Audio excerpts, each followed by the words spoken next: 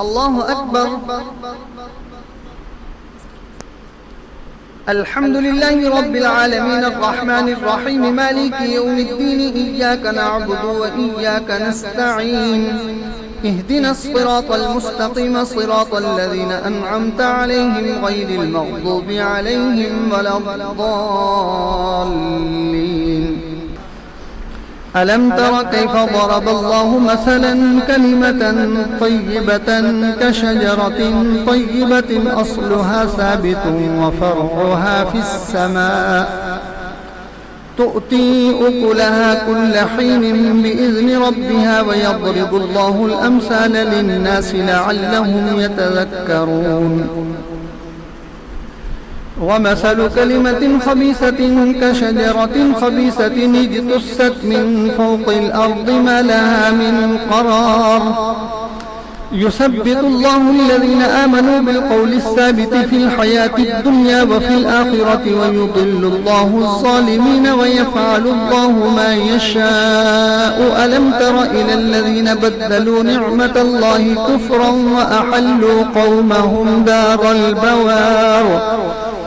جهنم يصلونها وبئس القرار.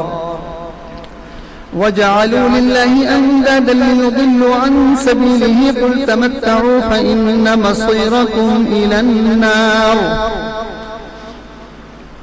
قل لعبادي الذين آمنوا يقيموا الصلاة وينفقوا مما رزقناهم سرا وعلانية من قبل أن يأتي يوم لا بيع فيه ولا خلال لله الذي خلق السماوات والأرض وأنزل من السماء ماء فأخرج به من الثمرات رزقا لكم وسخر لكم الفلك لتجري في البحر بأمره وسخر لكم الشمس والقمر دائبين وسخر لكم الليل والنهار وآتاكم من كل ما سألتموه وإن تعدوا نعمة الله لا تحصوها إن الإنسان لظلوم كفار. وإذ قال إبراهيم رب اجعل هذا البلد آمنا واجنبني وبني أن نعبد الأصنام رب إنهن أضللن كثيرا من الناس فمن تبعني فإنه مني ومن عصاني فإنك غفور رحيم. ربنا إني أسكنت من ذريتي بواد غير ذي زرع عند بيتك المحرم ربنا ليقيموا الصلاة فاجعل أفئدة من الناس تهوي إليهم وارزقهم من الثمرات لعلهم يشكرون. ربنا إنك تعلم ما نخفي وما نعلن وما يخفى على الله من شيء في الأرض ولا في السماء. الحمد لله الذي وهب لي على الكبر إسماعيل وإسحاق إن ربي لسميع الدعاء. رب اجعلني مقيم الصلاة ومن ذريتي ربنا وتقبل دعائي. ربنا اغفر لي ولوالدي وللمؤمنين يوم يقوم الحساب. الله أكبر.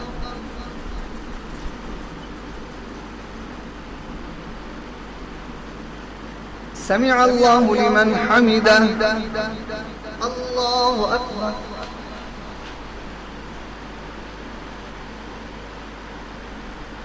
الله أكبر. الله أكبر.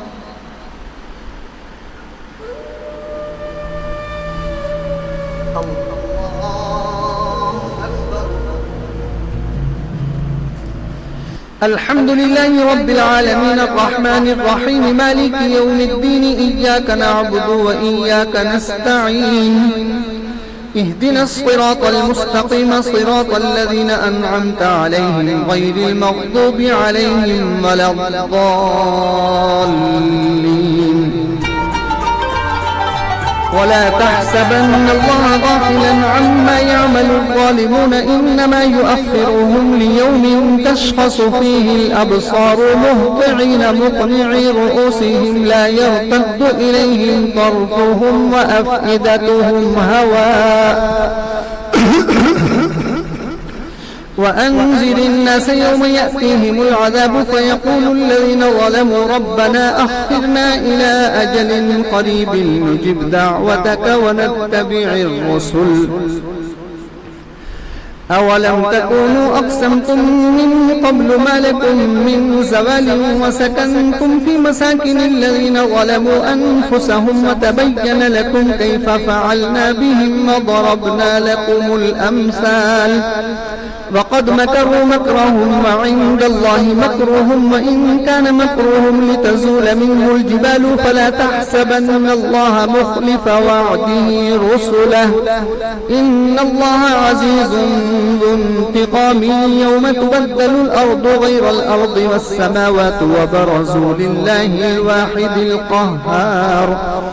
وترى المجرمين يومئذ مقرنين في الأصفاد سرابيلهم من قطران وتغشى وجوههم النار ليجزي الله كل نفس ما كسبت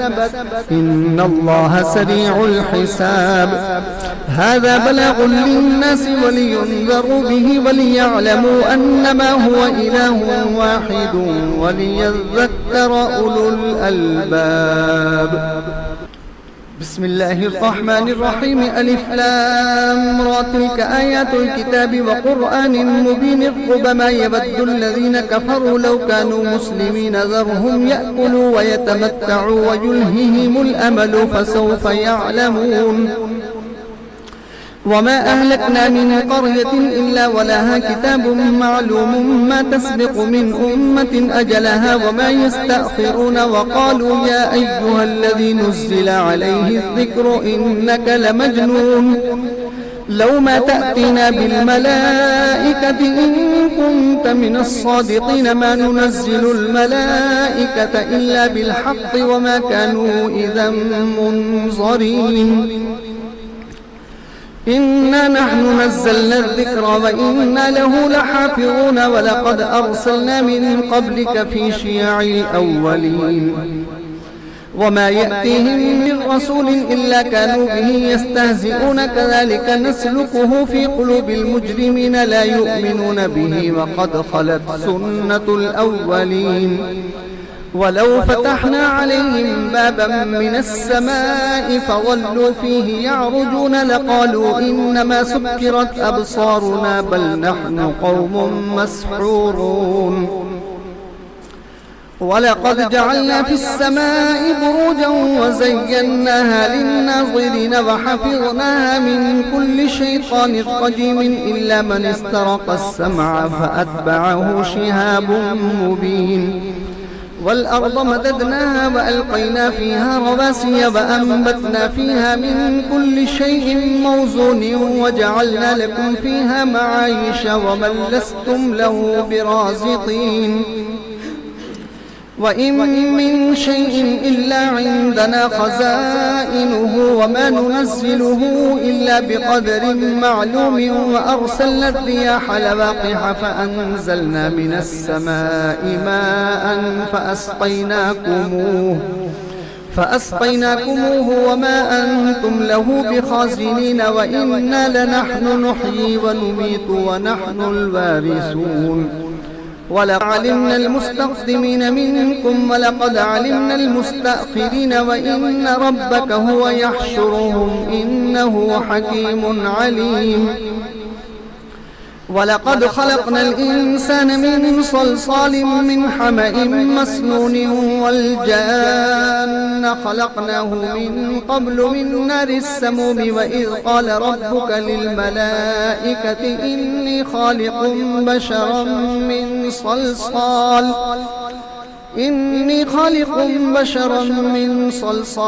من حمأ مسنون فإذا سويته ونفخت فيه من روحي فقعوا له ساجدين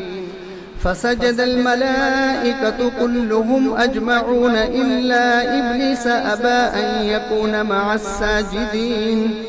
قال يا إبليس ما لك ألا تكون مع الساجدين قال لم أكن لأسجد لبشر خلقته من صلصال من حمأ مسنون قال فاخرج منها فإنك رجيم وإن عليك اللعنة إلى يوم الدين قال رب فأنظرني إلى يوم يبعثون قال فإنك من المنظرين إلى يوم الوقت المعلوم قال رب بما أغويتني لأزينن لهم في الأرض ولأغوينهم أجمعين إلا عبادك منهم المخلصين قال هذا صراط علي مستقيم إن عبادي ليس لك عليهم سلطان إلا من اتبعك من الغابين وإن جهنم لموعدهم أجمعين لها 7 أبواب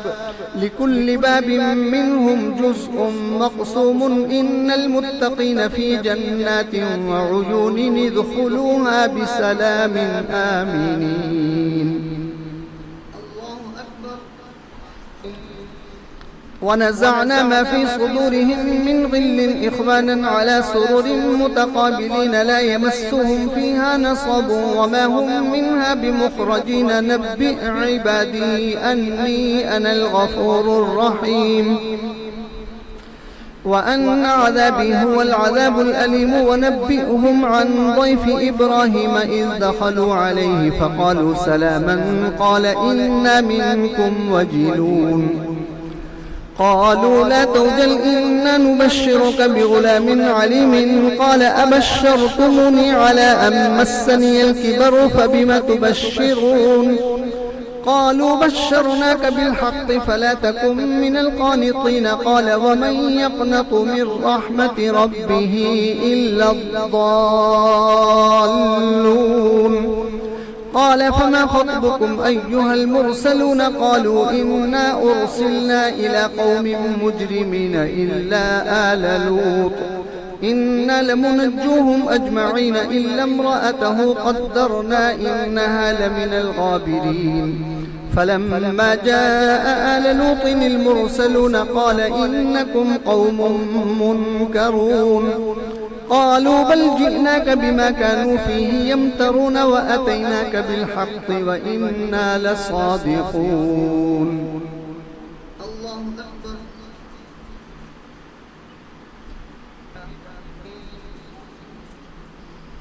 فأسر بأهلك بقطع من الليل واتبع أدبارهم ولا يلتفت منكم أحد وامضوا حيث تؤمرون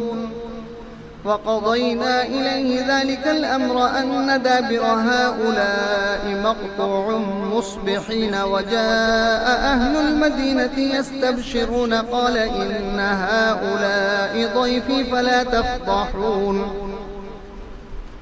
واتقوا الله ولا تخزون قالوا أولم ننهك عن العالمين قال هؤلاء بناتي إن كنتم فاعلين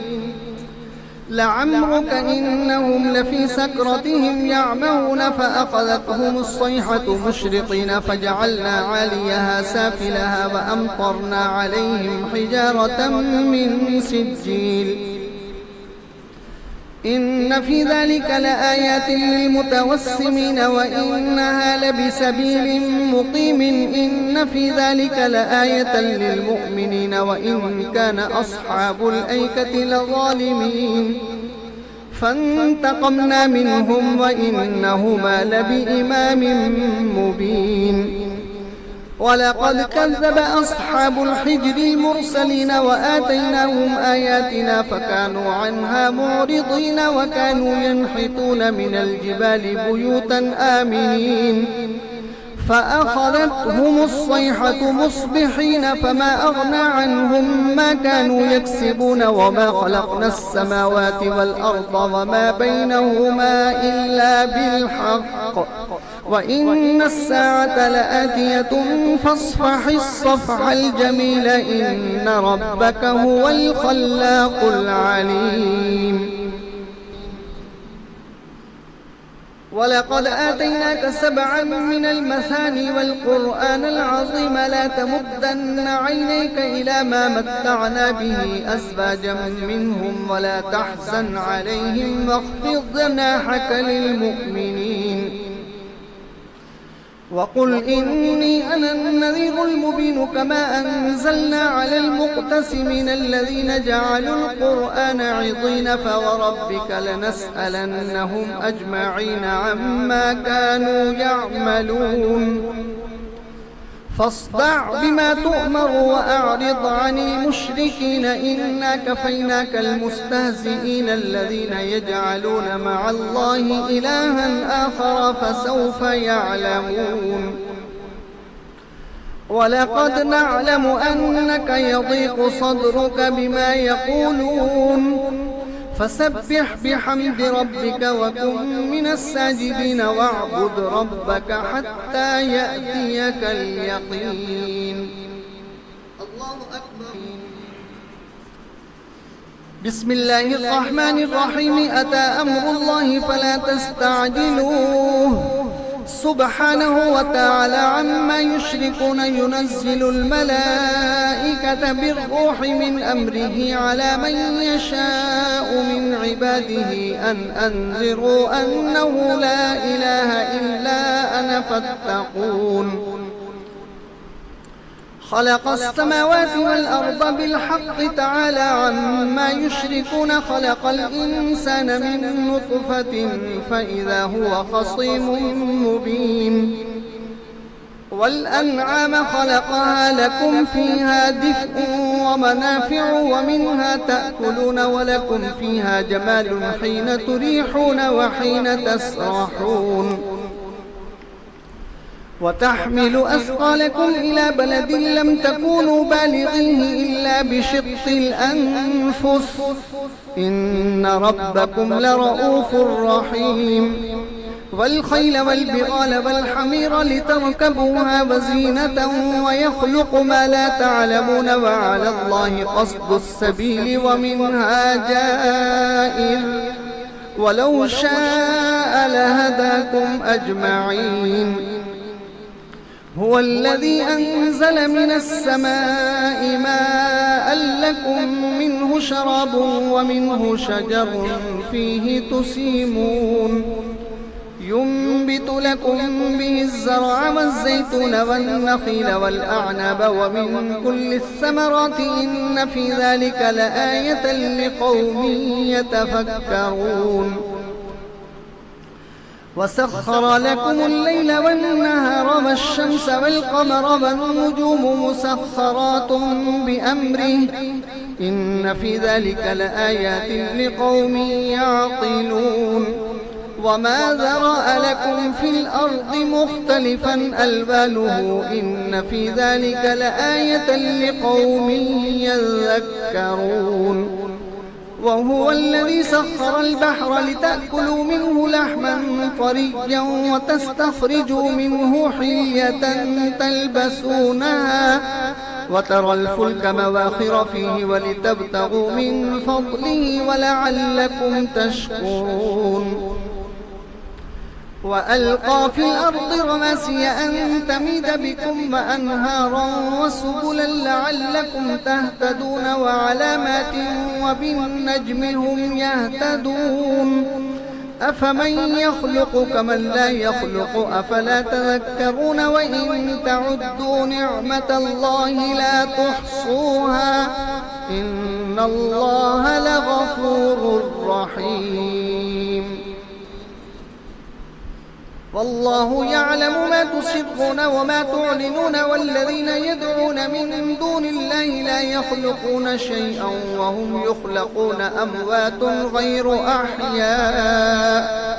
وما يشعرون أيان يبعثون إلهكم إله واحد فالذين لا يؤمنون بالآخرة قلوبهم منكرة وهم مستكبرون لا جرم أن الله يعلم ما يسرون وما يعلنون إنه لا يحب المستكبرين وإذا قيل لهم ماذا أنزل ربكم قالوا أساطير الأولين وإذا قيل لهم ماذا أنزل ربكم قالوا أساطير الأولين ليحملوا أوزارهم كاملة يوم القيامة ومن أوزار الذين يضلونهم بغير علم ألا ساء ما يزرون قد مكر الذين من قبلهم فأتى الله بنيانهم من القواعد فخر عليهم السقف من فوقهم وأتاهم العذاب من حيث لا يشعرون ثم يوم القيامة يخزيهم ويقول أين شركائي الذين كنتم تشاقون فيهم قال الذين أوتوا العلم إن الخزي اليوم والسوء على الكافرين الذين تتوفاهم الملائكة ظالمي أنفسهم فألقوا السلم ما كنا نعمل من سوء بلى إن الله عليم بما كنتم تعملون فادخلوا أبواب جهنم خالدين فيها فلبئس مثوى المتكبرين وقيل للذين اتقوا ماذا أنزل ربكم قالوا خيرا للذين أحسنوا في هذه الدنيا حسنة ولدار الآخرة خير ولنعم دار المتقين جنات عدن يدخلونها تجري من تحتها الأنهار لهم فيها ما يشاءون كذلك يجزي الله المتقين الذين تتوفاهم الملائكة طيبين يقولون سلام عليكم ادخلوا الجنة بما كنتم تعملون هل ينظرون إلا أن تأتيهم الملائكة أو يأتي أمر ربك كذلك فعل الذين من قبلهم وما ظلمهم الله ولكن كانوا أنفسهم يظلمون فهم سيئات ما عملوا وحاق بهم ما كانوا به يستهزئون وقال الذين أشركوا لو شاء الله ما عبدنا من دونه من شيء نحن ولا آباؤنا ولا حرمنا من دونه من شيء كذلك فعل الذين من قبلهم فهل على الرسل إلا البلاغ المبين ولقد بعثنا في كل أمة رسولا أن اعبدوا الله واجتنبوا الطاغوت فمنهم من هدى الله ومنهم من حقت عليه الضلالة فسيروا في الأرض فانظروا كيف كان عاقبة المكذبين إن تحرص على هداهم فإن الله لا يهدي من يضل وما لهم من ناصرين